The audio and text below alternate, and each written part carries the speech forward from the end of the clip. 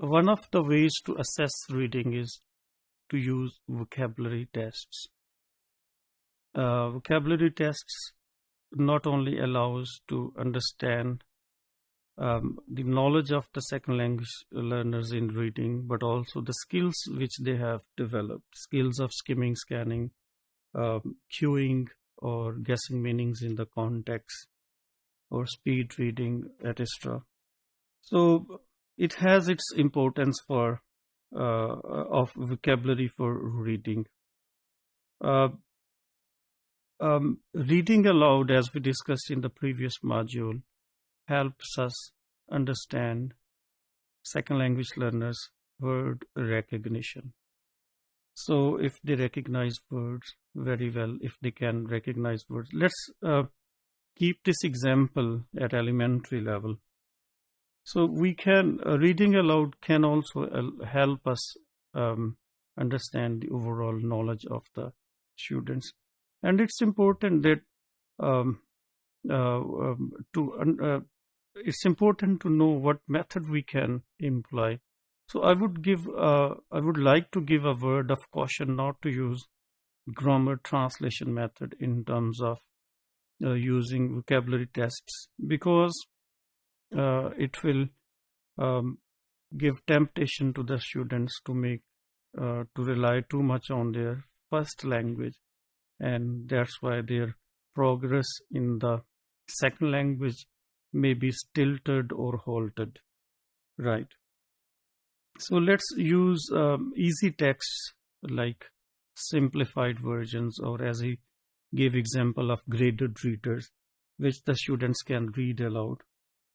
So the role of teacher during vocabulary tests is all the more crucial in terms of not stopping them, pausing them at every word, rather observing them and offering them assistance in case they face any kind of problem.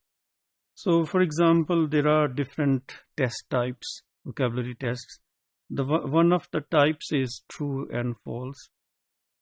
And I have given example for you on this slide. Let's have a look at this example. For example, when something falls, it goes up. So you can ask your students if it's true or false, and the student can answer whether it's false or true. Most children go to school at night, and this can be used as true or false question.